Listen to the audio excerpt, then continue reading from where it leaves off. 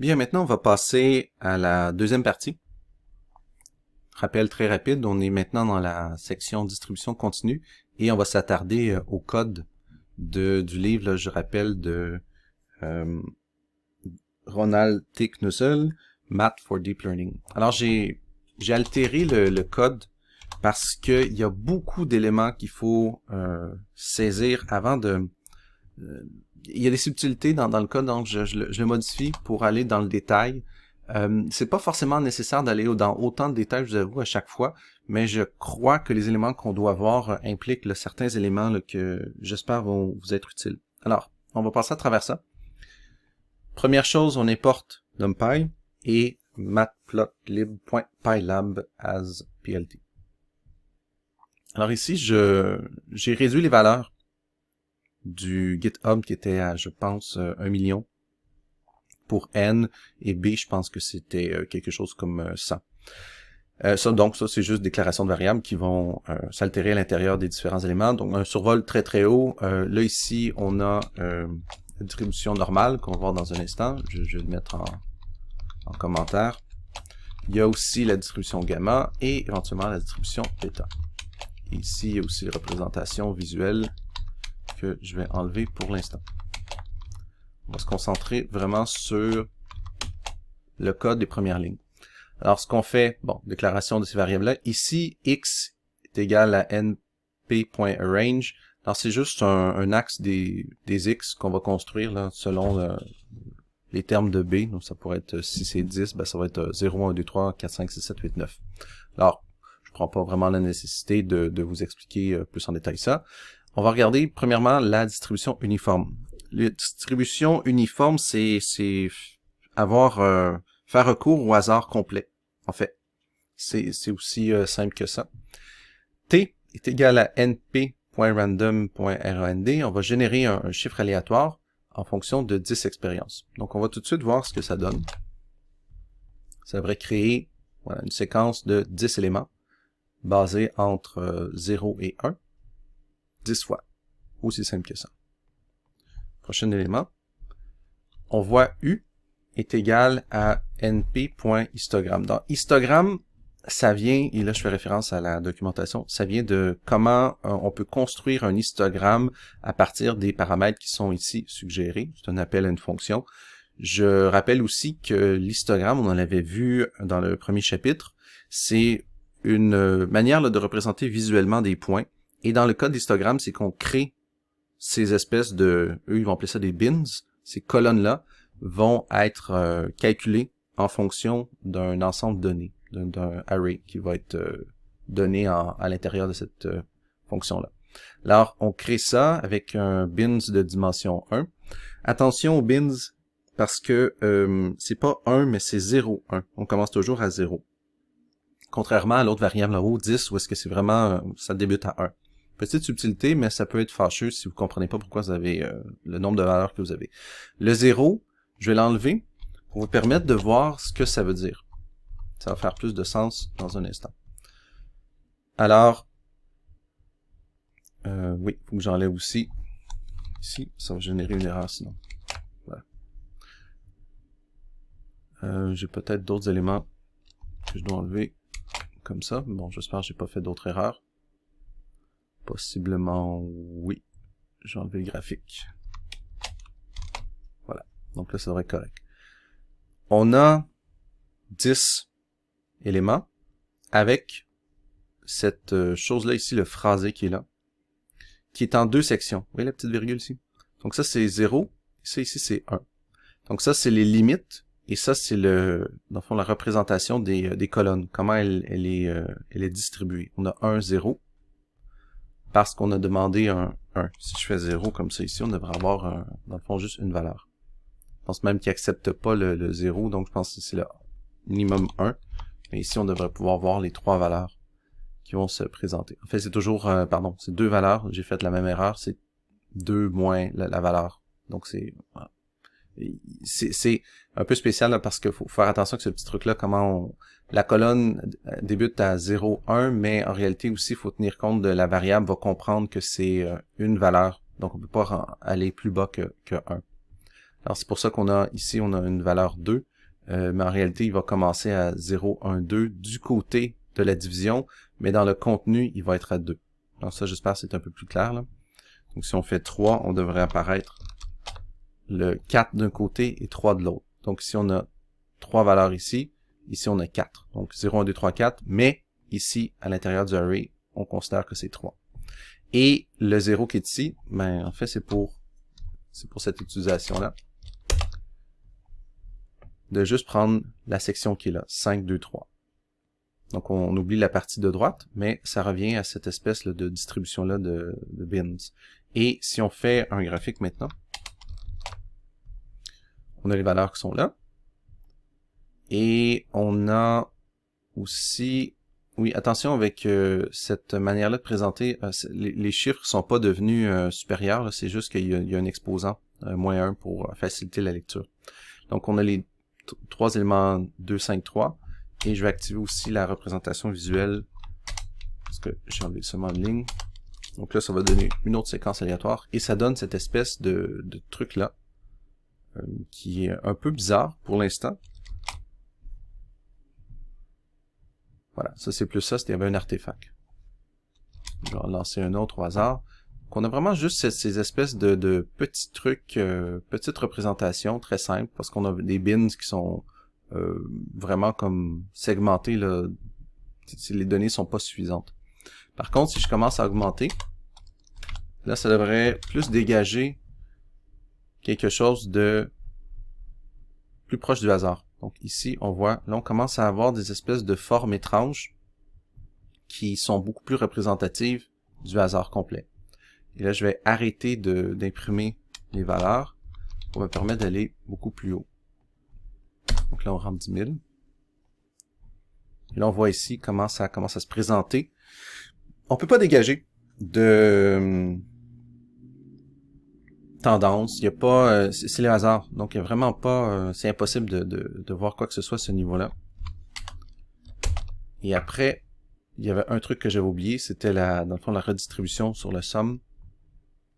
Là, ici, on continue à voir la même chose. Et là, maintenant, ce que je vais faire, c'est que je vais augmenter encore une fois. Mais avant ça, je veux commencer à avoir ma distribution normale. La distribution normale, c'est les mêmes éléments que j'ai expliqués, mais avec la différence que ici, on a un appel à une fonction normale. Donc ici, je mets ça ici. Faire attention de ne pas mettre ça encore. Là, ces deux premières. Parce que sinon, ça va créer un bug. Alors, on commence à voir... Bon, ici, l'échantillon aléatoire, ben pas l'échantillon, mais la distribution aléatoire, ben elle est aléatoire tout simplement. Et si on additionne toutes les bins, on arrive à 1. Parce que, bon, le total des probabilités pour cette distribution-là, éventuellement, ben, ça donne 1. Mais c'est la même chose qui arrive aussi au niveau de la distribution normale, qui va se centrer normalement autour de 0.5, étant donné que notre distribution est entre 0 et 1. On pourrait changer aussi la distribution si on veut que ça soit 0 et 10. Et à ce moment-là, il serait centré autour de 5. Si je me trompe pas. En fait, je vais comme la changer un peu. Sur notre distribution. Je pense que... Non, c'est ça, il faut que je garde l'ordre de grandeur. Je me suis trompé ici. Ça reste sur un ordre de grandeur de 1 avec la grandeur d'éléments ici. Donc ça va revenir à 0.5 en fait.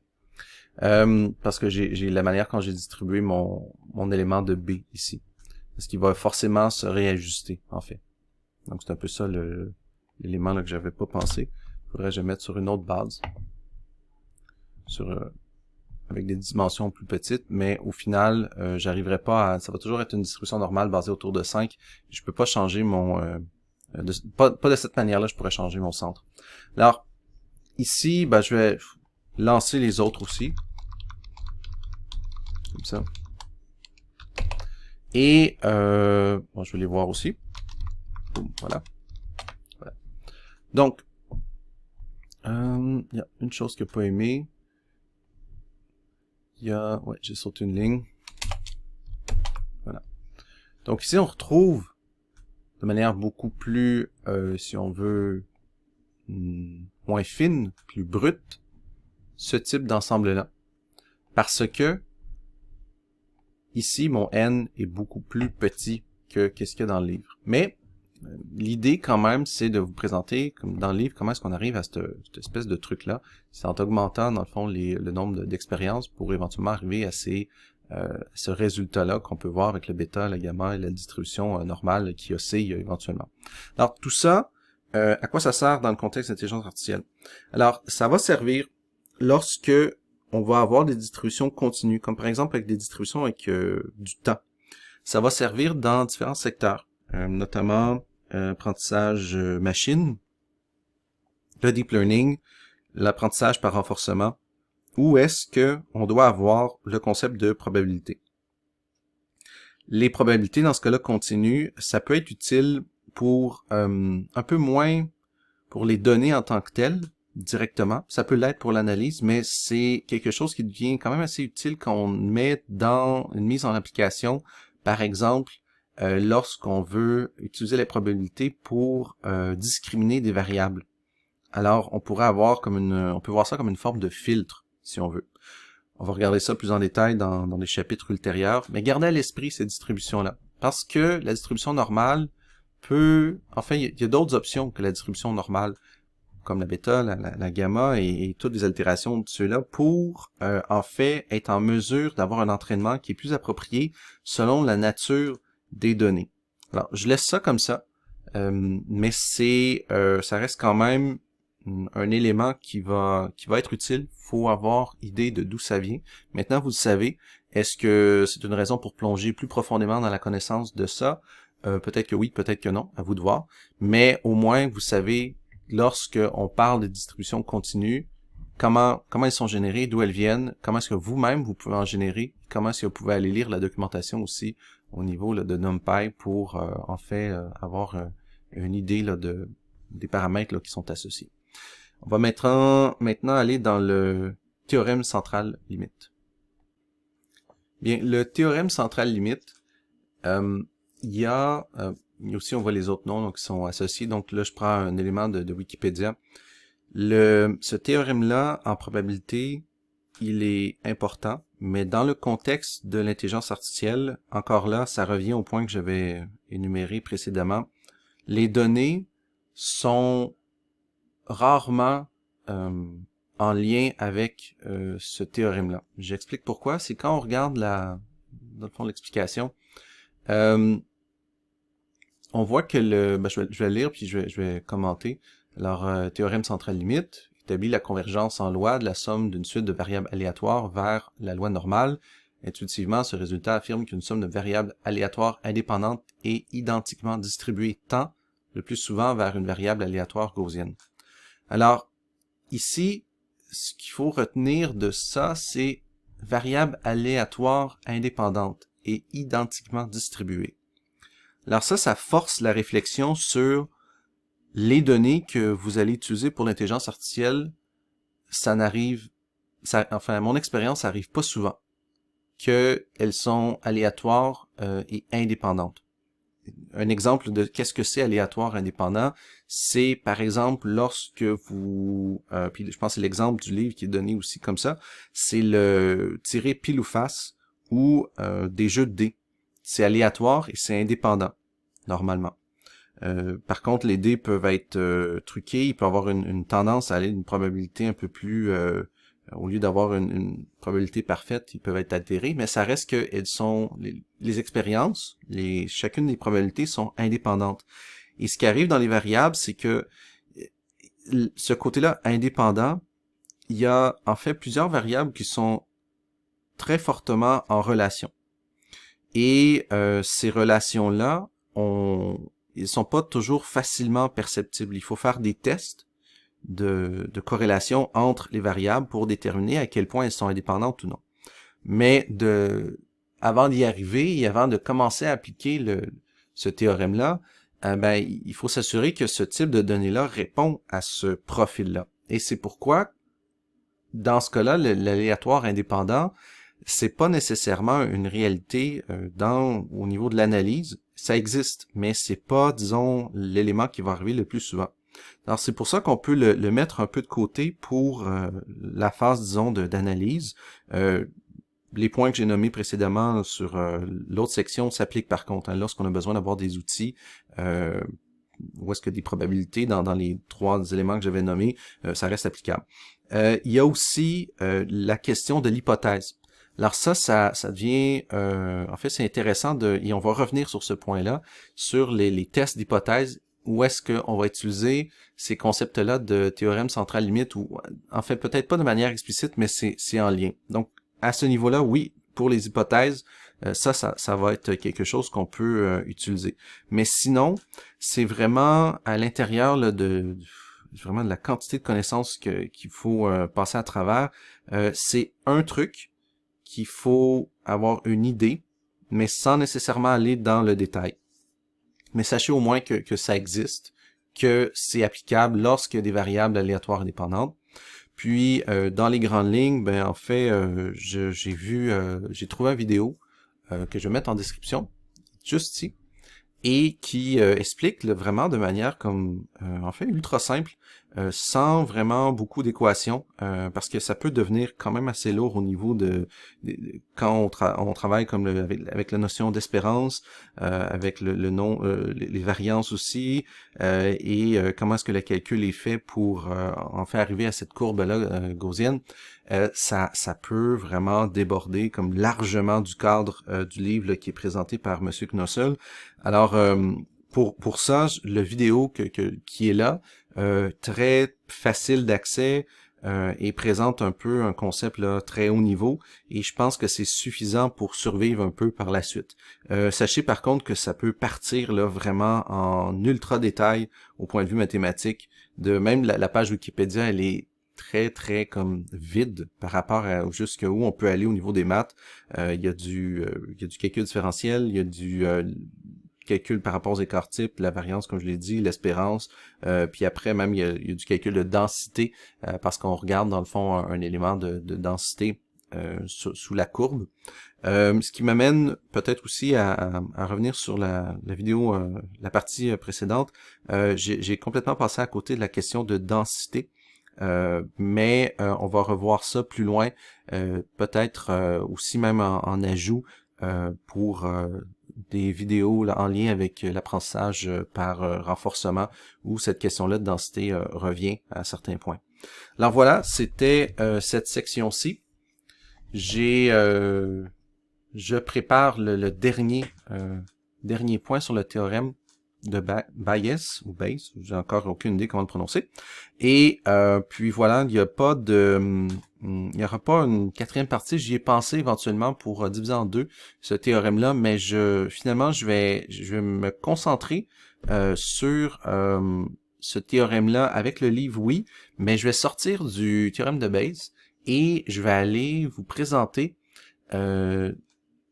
un des outils de sklearn qui va être très utile, et je pense qu'il y a une manière là, de saisir un peu mieux les maths en utilisant ces outils-là dans le fond, la librairie de sklearn avec l'approche naïve de Bayes pour vraiment voir le lien qu'il y a, parce que un peu comme le théorème central limite, on peut se perdre à l'intérieur de ces théorèmes-là parce qu'il est fondamental et très important, mais c'est que la mise en application et au niveau des maths, il n'y a pas un besoin d'avoir une connaissance nécessairement approfondie sur tous les éléments, mais seulement partiellement. Alors, je vous invite à écouter la prochaine vidéo sur ce théorème-là. Je vous remercie pour votre temps. Merci d'ajouter un like et de partager et de commenter. C'est très important pour moi. J'espère que ça atteint une certaine communauté, surtout en fait de gens qui veulent poursuivre ces études-là, mais qui sont complètement intimidés par les mathématiques. Je peux vous comprendre. Et en fait, honnêtement, j'en apprends à chaque jour. Puis pour préparer ces vidéos-là, ben, je dois replonger un peu dans la base. Puis certaines fois, je me rends compte que j'avais oublié certains points. Donc c'est vraiment parfaitement normal. C'est comme apprendre une nouvelle langue. Il faut pratiquer. Puis des fois, il faut vraiment être très humble par rapport aux connaissances de cette discipline-là. Je vous remercie. À la prochaine.